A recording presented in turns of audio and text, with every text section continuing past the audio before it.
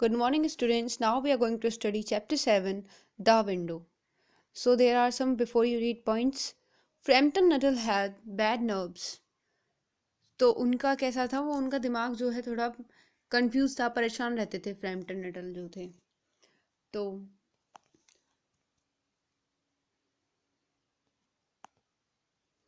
वो थोड़े बेचारे परेशान रहते थे। He retires to the country for cure and calls on a family friend. The lady being busy upstairs, her young niece refers to a family mishap with focus on the open window. तो अब वो वहाँ पे आए हुए थे, एक गांव में आए थे ताकि वो अपने जो ये उनको बीमारी है उसका क्योर कर सकें, मतलब उसका इलाज कर सकें। तो एक फैमिली फ्रेंड के घर आए हुए थे, जो लेडी जो थी वो बिजी थी थोड़ी ऊपर, तो उसने अपनी किसको भेज दिया, नीस को भेज दिया कि जाओ देखो कौन है। तो जब वो आती है वो बोलती है, my aunt will be down presently mister Nuttel said a very self possessed young lady of 15। तो वो बोलती कि मेरी आंट अभी आने वाली है मिस्टर नटल। और वो कैसी थी, बहुत सेल्फ पोजेस्ड यानी कॉन्फिडेंट थी वो, मतलब एक काम शांत और कॉन्फिडेंट लड़की थी वो। In the mean time you must try put up with me. तो बोलती है चलो इतने हम बातें कर लेते हैं। Frampton Nuttall endeavored to say something which should delight flatter the knees of the movement without unduly discounting whether the aunt। तो बोलते हैं फ्रैम्पटन नटल जो है वो सोचते हैं कि भाई कुछ देर ट्राई करते हैं, endeavour करते हैं कि चलो कुछ बातें करते हैं तब, और ऐसी बातें करते हैं जो उसको थोड़ा हैप्पी करे, फ्लैटर करे, फ्लैटर। तो और without unduly discounting the aunt, और उसमें आंट की भी कोई बुराई ना करें हम। That was to come privately, he doubted more than ever whether these formal visits of a succession of a total stranger would do much towards the helping of the nerve cure which was supposed to be undergoing। तो वो सोच रहा था कि ये जो मैं private visits कर रहा हूँ, मतलब प्राइवेटली वो डाउट करता है अपने ऊपर कि ये जो मेरी फॉर्मल विजिट हो रही है तो क्या ये मेरी हेल्प करेंगी मेरे इस डिसीज़ में। मतलब वो ये सोचता था कि मैं जितना स्ट्रेंजर्स से बात करूँगा तो मेरा ये डिप्रेशन वगैरह ये कम होगा। तो वो अब डाउट कर रहा है कि करेगा भी या नहीं करेगा ये चीज़ काम, मेरा जो प्लान है जो मैं सोच रहा हूँ। I know how it will be, his sister had said. तो उसकी सिस्टर ने उसको कहा था कि मुझे पता है कैसा होगा तेरे साथ। When he was preparing to migrate to the rural retreat मतलब गांव के एरिया के लिए बोला है उसने, मतलब एक शांत और काम प्लेस, बिल्कुल है ना।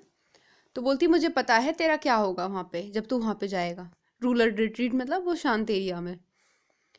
You will bury yourself down there and not speak to a living soul, मतलब एक बोलती है कि तू वहाँ पे ना और भी इस दलदल में घुस जाएगा और तू एक भी ह्यूमन बींग से वहाँ नहीं बोलेगा।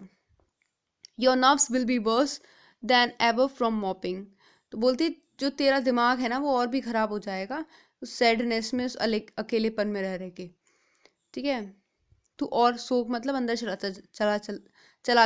चलता जाएगा इस दलदल में। ठीक है।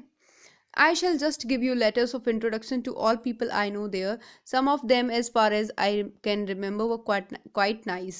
बोलती ठीक है मैं तेरे को कुछ लोगों के बारे में बताती हूँ और इंट्रोडक्शन का लेटर देती हूँ, कुछ को मैं जानती हूँ वो वहाँ पे काफ़ी अच्छे हैं।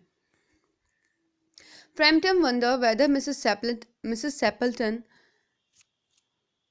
तो फ्रैम्पटन सोचता है कि ये जो मिसेस सेपल्टन है,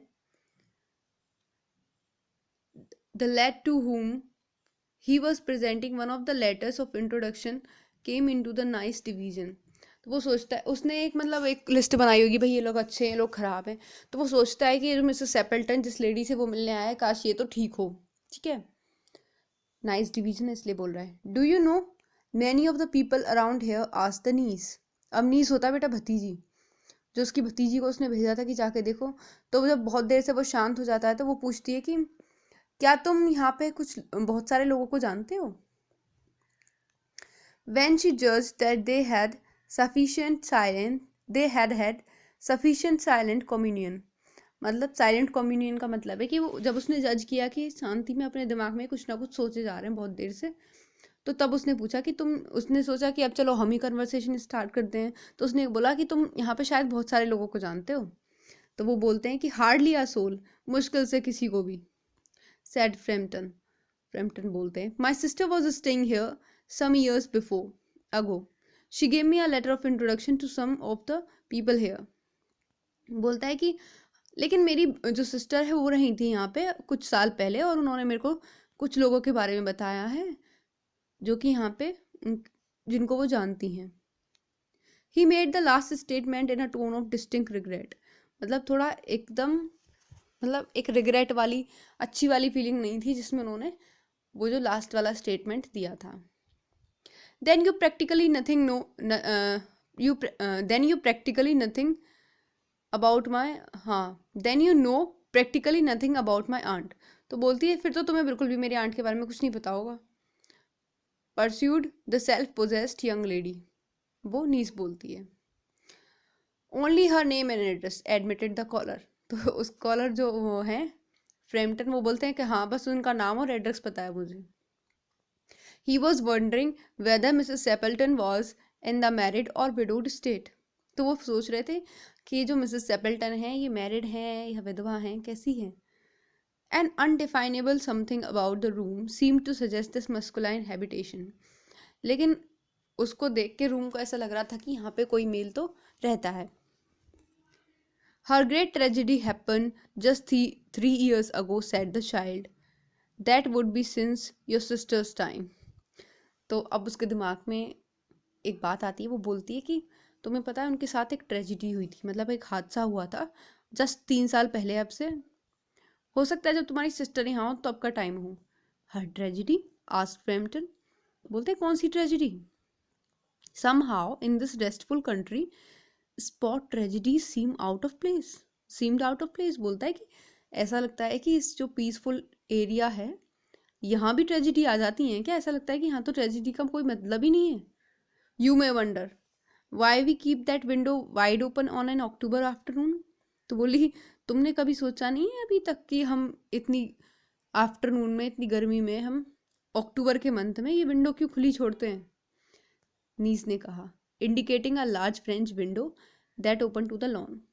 एक उसकी तरफ इशारा करते हुए बड़ी विंडो है जो कि लॉन मतलब बेटा एक गार्डन टाइप में घर का वहाँ की तरफ खुल रही थी. वो उसकी तरफ पॉइंट आउट करते हुए बोलती है it is quite warm for the year for the time of the year. बोली हाँ ये जो सैड फ्रैम्पटन बोलते हैं ये तो बहुत काफ़ी वार्म है ये टाइम तो तुम विंडो खोल रखी है.